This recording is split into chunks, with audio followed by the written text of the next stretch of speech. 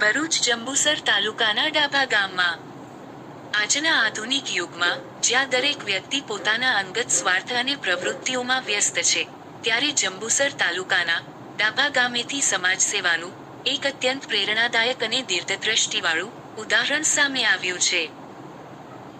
ડાભા ગામના ઉદાર અને સેવક સ્વભાવના નવયુવાન તોસીફભાઈ ઇકબાલભાઈ મલેક દ્વારા પોતાના અંગત પ્રયાસોથી ગામના નવીનગરી વિસ્તારમાં જ્યાં તાજેતરમાં પાણી ભરાવાની વિકટ સમસ્યા સર્જાઈ હતી, તે વિસ્તારના અંદાજે 150 જેટલા જરૂરિયાતમંદ પરિવારોને ઉપયોગી રાહત કીટનું વિતરણ કરવામાં આવ્યું હતું।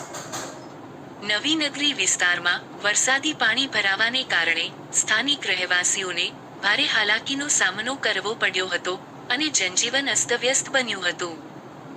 આ મુશ્કેલ સમયમાં રાહતરૂપ બનેલા આ સેવાકીય કાર્યના આરંભે સ્થાનિક વિસ્તારમાં રાહતની લાગણી જોવા મળી હતી। રાહત કીટનું વિતરણ કરતી વેળાએ તોસીફભાઈ મલેકે પોતાની લાગણી વ્યક્ત કરતા જણાવ્યું હતું કે સમાજના વંચિત અને જરૂરિયાતમંદ વર્ગની સેવા કરવી એ આપણી નૈતિક જવાબદારી છે।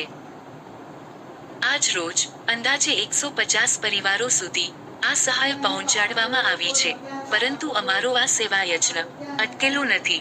પાણી ભરાવા કે અન્ય કારણોસર હજુ પણ જે પરિવારો આ સહાયથી વંચિત રહ્યા છે, તે તમામ જરૂરિયાતમંદોની યાદી તૈયાર કરી આગામી સમયમાં તબક્કાવાર તેઓને પણ કીટનું વિતરણ કરવામાં આવશે। ગ્રામજનો દ્વારા ઉષ્માભર્યો સ્વીકાર અને સરાહના। નવીનગરીમાં પાણી ભરાવાની મુશ્કેલી બાદ નવયુવાન દ્વારા લેવાયેલા આ લોકોપયોગી અને ઉમદા પગલાંને ડાભા ગામના આગેવાનો, યુવાનો અને ગ્રામલોકોએ ખુલ્લા મનથી આવકાર્યું હતું। ગામલોકોનું માનવું છે કે તોસીફભાઈ જેવા યુવાનો સમાજ માટે એક રોલ મોડેલ બની રહ્યા છે। મુશ્કેલ સમયમાં જરૂરિયાતમંદોની ભારે આવીને માનવતાની મહેક ફેલાવનાર તોસીફભાઈના આ નિસ્વાર્થ સેવા કાર્યની સમગ્ર જંબુસર પંથકમાં ભારે પ્રશંસા થઈ રહી છે અને અન્ય યુવાનો માટે પણ આ કાર્ય એક નવો રાહ ચિંધનારું બની રહેશે।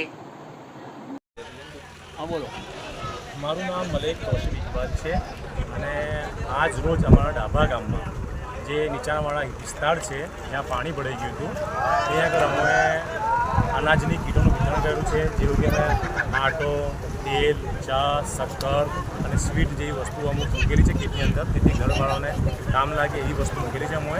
અને અમારા ગામના જે નવી નગરી છે ત્યાં આગળ પાણી ભરાઈ ગયા હતા, બીજી 2-3 જગ્યા છે ત્યાં પાણી ભરાઈ ગયેલા છે, ત્યાં બી અમે કીટ પહોંચતી કરીશું સાંજ સુધીમાં।